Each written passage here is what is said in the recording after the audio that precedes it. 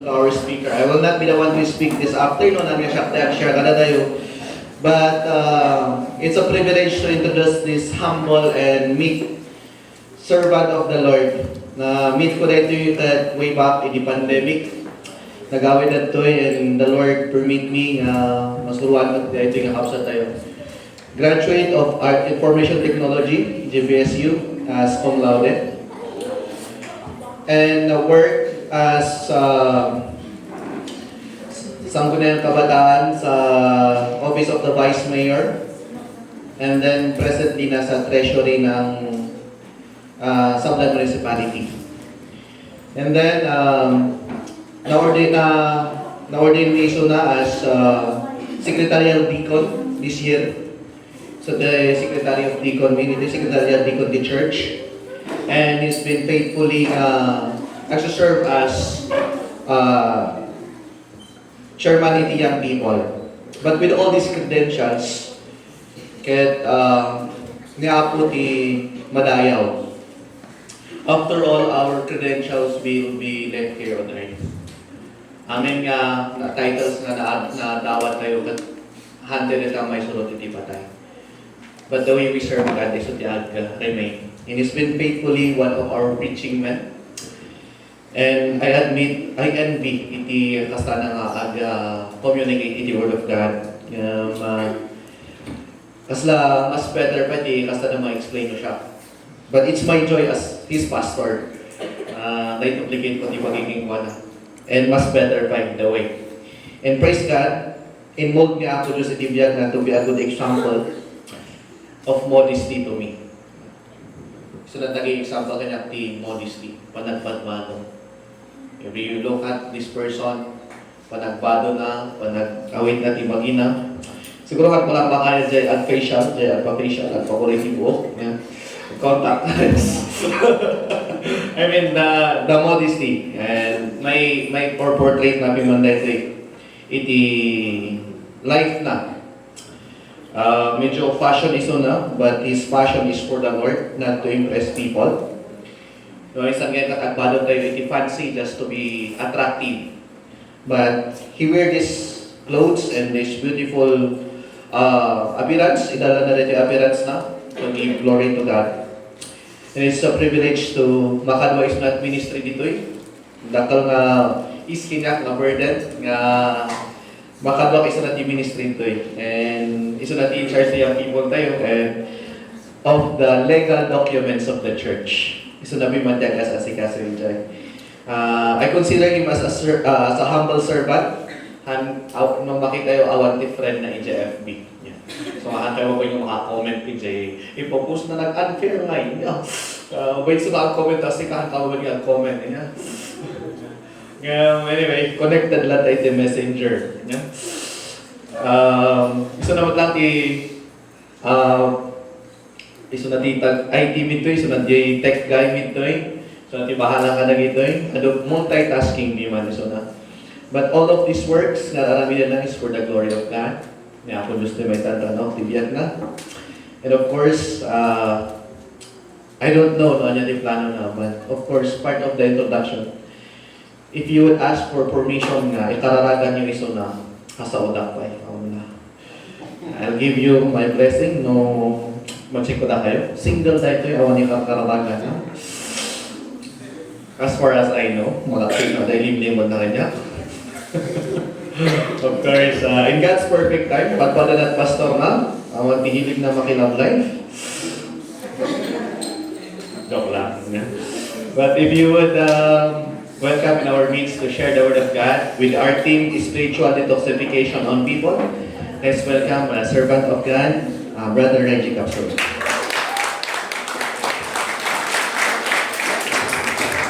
Thank you, Pastor. Wala no birthday.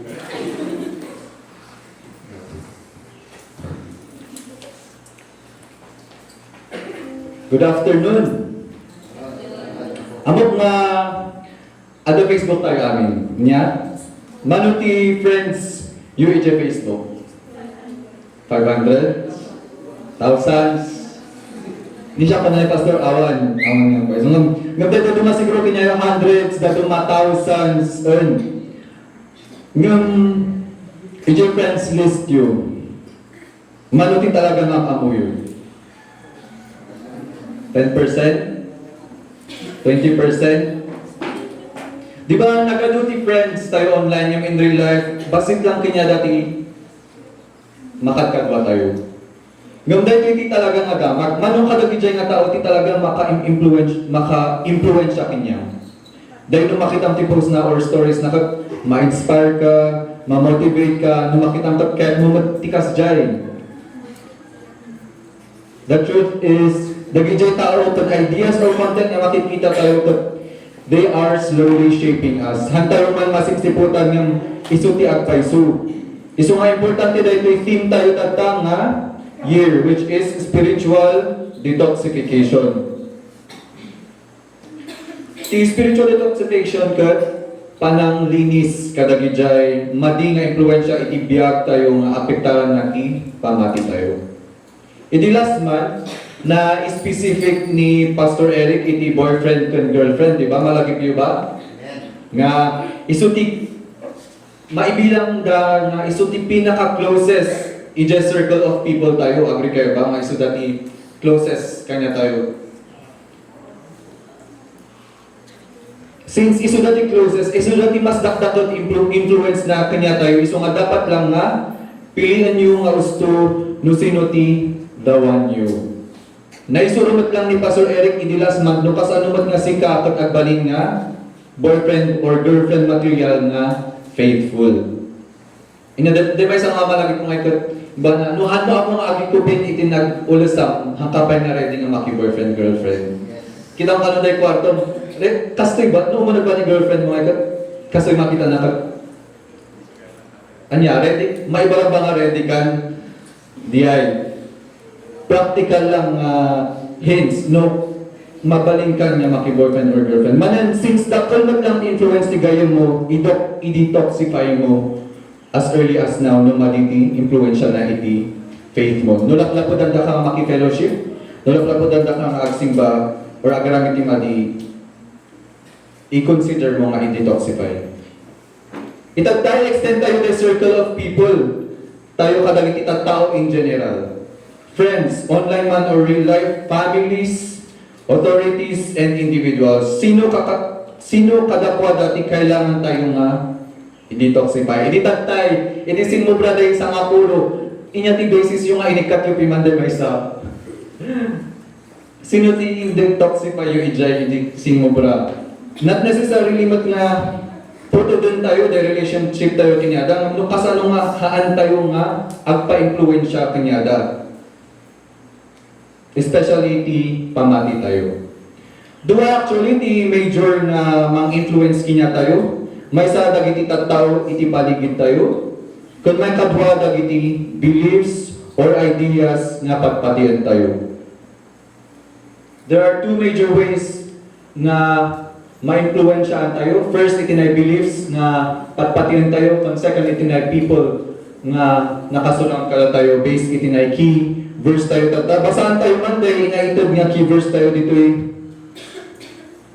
1 Corinthians 15:33. Basahan tayo. 1, 2, 3, go. Do not be misled. Bad company corrupts good character. 1 Corinthians 15:33. At first glance kas lang nga, tituto po yung verse kat panggap kadagiti friends. Kung tattao nga kasalang nga tayo inya. Nung nukitan tayo the context dito nga verse. The context dito nga verse, warning nga actually ni Paul dagiti Corinthians may panggap ti false teachings. Hindi kami panahon da Paul, at dati mangiwarwaras ti idea nga EJ Church pa mismo nga awang kano ti resurrection ng matay ti tao. Isuda dito tukuyin ni Paul nga bad company. Dagi dyan mangiwarwaras ti false teachings. Mismo nga church member pa dagi dyan nga mangiwarwaras ti na false teachings. Ngayon, dahil prinsipyo dito ay we extend to people in general nga maka-influensya kanya tayo. Delikado dagito nga false teachings. Tanuhan nga nang nag-resurrect ni Jesus, awan sisilbi na tayo pamati tayo. Imagine ninyo kadi nga numatay tayo awan gayang ti hell or heaven. Awan na hashtag YOLO tayo amin nga tao. iso nga ano nang ibagang ag party tayo kindi isumot lang nga matay tayo no bigat. You only live once. Iso nga party all night ag part of the free na lang nga agbasol or even pumatay tanong matay kakot awanan mo lang punishment na dagiti basol mo. Baka awanan mo lang ti agaramit na imbak ta isumot lang nga matay tayo kot awan lang. Di ba sa classroom may batas. Bawal lumabas o bawal lumabas. No luko-luko dahil sekretary yung mangilis-lista kat ibaga na nga hanak ko naglis-lista ti going out kat syempre adong ti rumuan mabanda kantin din na dumay JCR ng ngahan at pagpakada dahil kaya kat ilis-lista na kadi dahil nga sekretary yung inlawlaw ang dakar din ni false teaching or statement na nakita yung ba kasano nga dagiti false teachings deceptions or dagiti panag nga patpatinan tayo kag apektaran na dagiti decision and actions tayo. Iso nga be careful no inya dagiti teachings nga in-entertain tayo. Iso ti warning ni Paul dito eh. Mao anak may kanda mama idi no kasi nga adati umay ije kampo adati Mormon, adati saksi, adati Iglesia ni Cristo. Da kayo pinaununag yun ba iso da ije kwan? Ijay balayo or boarding houses you, in-entertain yung by suda. Hindi pa ngayon, babardo sa akti saksi, tapos adamat lang ni Pastor Abednego nga kapan ijay kampo meeting. Kasi nga, i-question ko piman ni Pastor Abednego, ngayon no, adak isulod ijay saksi ngayon, i-question ko nga ni Pastor Abednego. Kasi nga, siguro da mamakay kat maulaw, dan ano niya ba tipat-patikan ni Reggie? So nga, kalakajay. So nga, be careful gayan. Do not be misled. Nga po na ni Paul ije Corinthians. Dati nire-warning ni Paul dagiti tao nga mangisursuruti false teachings. Manan iso day tukto ko yan na ije keywords tayo nga bad company nga mangyaw-awan kun mangkurat ti good character mo. Ni siya gamin mabait na nga mangibaga or mangi-shut the door nga iba. Sorry maling nga dunggan niya man nga ibagayo. Ta baptist at ngayon sa hapon nga dungon niya ti ibagayo man pagpanutok nga ti pagpanutok naman di bali amok nagtun ti Bible amok nga mangilasin usto di ay bagbagada walaan ikat dagyan ikat kuha kasay nga no entertain mo ikat slowly nga ikat maiaw-awan ka makurat dagi siya good dagi siya morals day pinating day foundation mo day principles mo ta inaw-awan ka EJPSU, sino nagsiya sa School TBSU ito yun? Adan ba nasabsabat yung akwan? Nga ibagba na ada ti God Mother? Ada ba? Ada na an-encounter yun? Nga ada ano ti Mother God? Siyempre no si ka nga naunod ti pamatin ko ni ako ngayon. Tapos nga mamati ka, gamin agibaga pa ti verse. Inyaday ko na nga ija nga ti malalak ngayon ba nga verse ngayon. Di ba ni ako Diyos ka no? Inarami na tayo in their own image. Ito isa nga iba na tayo, male and female, He created them. Tapos in their own image. Siyempre na ti babae, di meaning adam at gawin ti babae nga apo Diyos. Tapos siyempre naman mo ako ti foundation mo, ang kanasusuran ti Sunday School, kasi nga mamati ka, maikuan ka, tapos isa nga, ay shucks, di ay, be careful to i-entertain tayo nga false teachings. Isto na bad company. Nga tuktok ko yun ni Paul dito eh. May sapay. Adan ba kanya yung tinagkukamot ng tisaksi, Jehovah's Witnesses? Kung na, dito din ako nagtang kanya, ako nadanga ni Jesus Christ ka nung ngayon. Firstborn of all creation. Iso nga meaning, tas na nga, haniso na nga God, ni God the Father, ni Jesus Christ kano ti firstborn iti na creation. In quote na ijay verse ijay Colossians.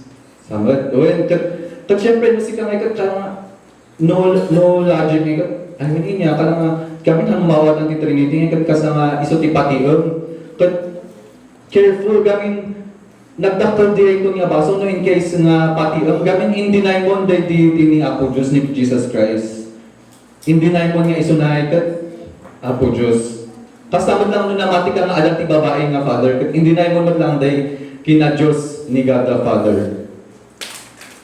Handa nga false teachings actually. Na-extend tayo pa na ungodly influences. Extend tayo dagi jay post, ijay social media. Ijay social media, ato dagi influencers or content creators na nag-follow tayo, in-subscribe tayo. Dagi share post nga mangibaga nga do what makes you happy. Basta ba happy ka sa isang bagay, pwede mo nang gawin. It's okay as long as no one gets hurt. Okay lang basta awan ti masaktan aramidon. Or gapo lang ta isuti trending. Kailangan tayo nga anad kadagiti tao nga i-follow tayo sa social media. Gamin bawat scroll, bawat post, they're slowly influencing us to conform to the pattern of this world. No popular gamin nga tao or powerful nga tao kinang ibaga kasi nga usto day bagbaga na, di ba? Because we look up to them. We admire them. Amin nga statement dapat kasi nga justified when usto. Do not be misled. Isuda da rin bad company nga slowly nga in-inject itinay false teaching nga manggadal itinay good character tayo. Iso nga, we have to be careful with what we consume. Pay attention kada itidangdanggan kan bibuyan tayo. Maybe it's time to unfollow them, to unsubscribe. I-unlike yun day nga pages nga ipapost itinay ungodly influences. Familiar tayo ba ijay phrase nga tell me who your friends are and I'll tell you who you are? Ipakitang kano kanya ano sino ti friends mo ta ibaga ano sino ka. Nayunak diay.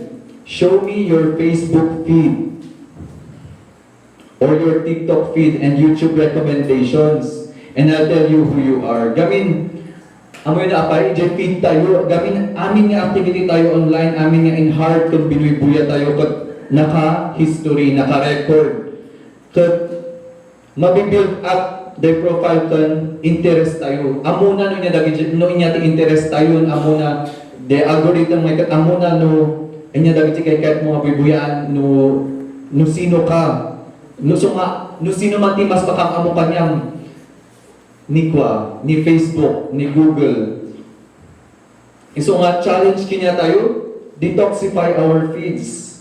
Unfollow, unfriend, and isuda nga mangi warwaras itinay ungodly influences. Ta isuda ti mangyat adayo kada tayo kan apo.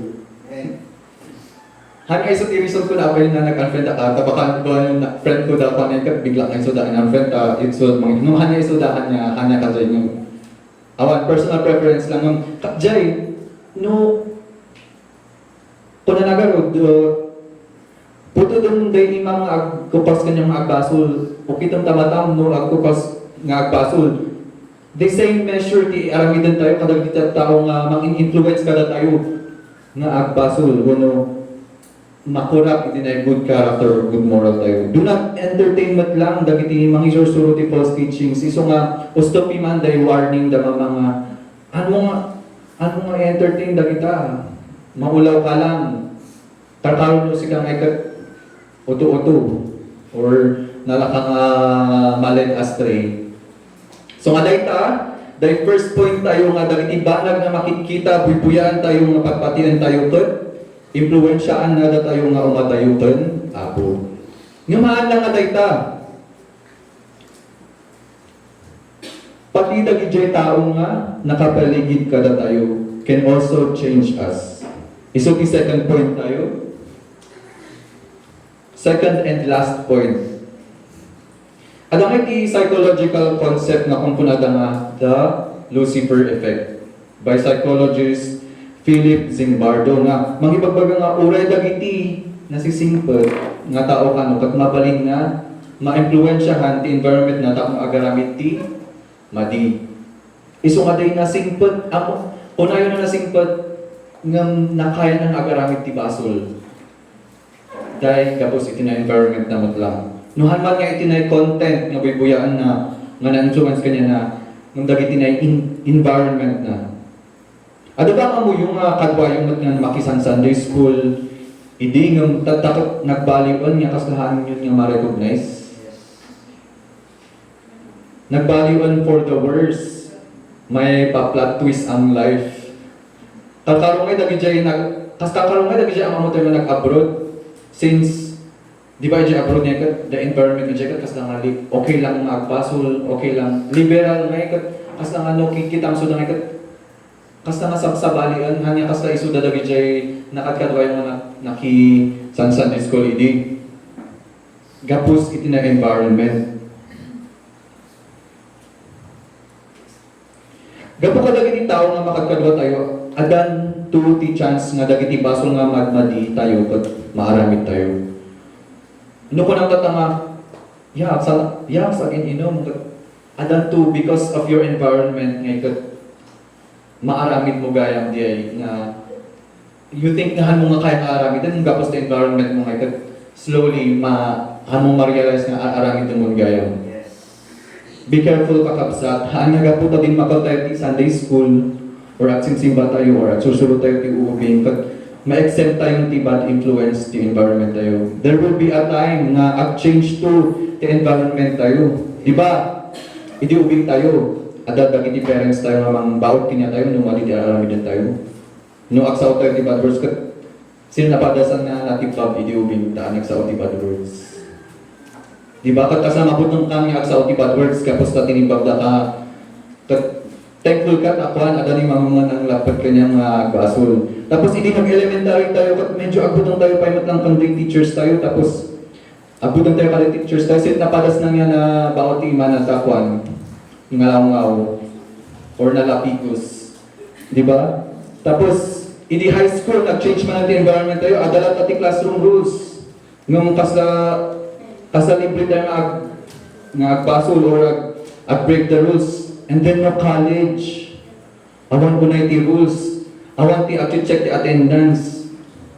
So ayos lang cutting classes. Hanggang no awan tayo ni classroom. Pag trabaho tayo, ada tayo ni real world. Drastically nga ag-change the environment tayo. So as we age, pagkabalbaliw ang environment tayo nga mang influence kinya tayo. No kasano? Obviously, peer pressure. Amo tayo dito, di ba? Kanayon ikagwada nga gapos di ba kada nga maagbaliw ka, maguyod ka nga agbasol mo, dagiti ka kadwang kat managbasol mo. Ngam kita tayo pa kanina di other ways nga hantay masipsiputan kat we are slowly nga may influensyahan kaya nga agbasol. Second way nga compromising it in small things. No, ada ka din ay circle of friend nga comfortable ka nga agmura, nga okay lang nga ag-bad words. Awan ti ag-anawa nga friend mo nga mangibaga nga language or hoy, tadya nga be careful gaming small compromise lang tag dumaktel tunday ta. No, awan ti ag-anak ti friends mo nga awan ti mang-anawa kanyang agsaw ti bad words. No, mga ada ka to church nga syempre ado ti mang-anawa kanyang, di ba? Ngam ada ka to ijuror nga okay lang nga bad words nga awan ti mang puldit kanyang or mang anawa. Careful gamin small compromises nga dumaklat yung data. Eventually makaya mo nga green jokes kan curse gamin ito-tolerate ti friends mo or iso pa kiti ti aramidon ta. Da kami di high school no ada nga agkamali nga ti pronunciation niya, di ba? No ada di classmate mo ada accent na na pangit niya di kasi na-pronounce the words. Nikat katawaan mi piman. Kat na isurumot kanya iti Sunday School nga maditi mang bully or mang uyaw kapos katawaan ni Mad. Tapos no agtalsik mat day tatay day teacher mi kat agkidita kami lang ije kakadwa kat amumin anmin nga mapigilan ti katawa mi kat nakasango ije kami pa mat sango. Or no ada mapansin mi ti classmate mi kat kasla na kami lang nga uyaw-uyawan piman or pagkatawaan. No kakaslit yung friends mo, nga kasla okay lang, cause it's fun. Kasla kayo nga day Mean Girls, CJ movie. Be careful. Be careful. Consider detoxifying or either si Kati mang-influence ka niya da or si Kati umikat. Kat nagrigat mat di ay. So nga, be careful. Do not be misled. May sabay kat, normalizing sin.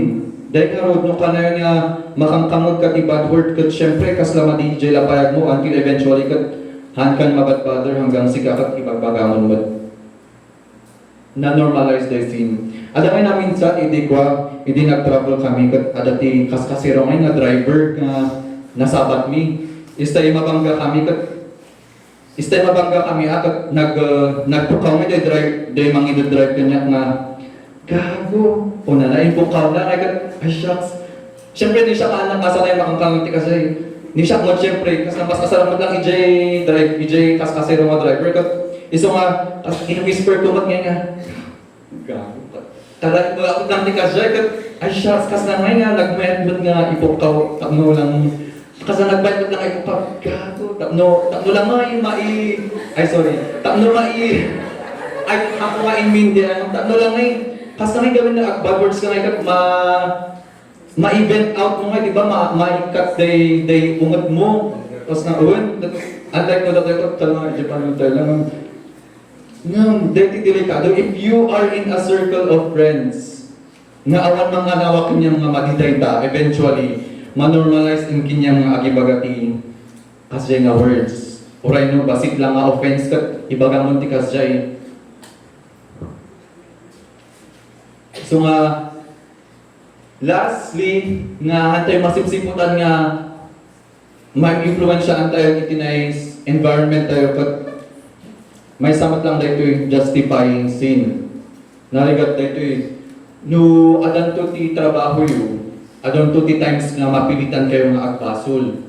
Ta isuti ko na negosyo or kailangan nga aramidem. Tanuhan mong aramidem either maikat ka or mabawasan sweldo. Either at pakabayani ka nga an mong aramid or okay lang ang tanda ka negosyo mo aramidem gamin awanti choice mo.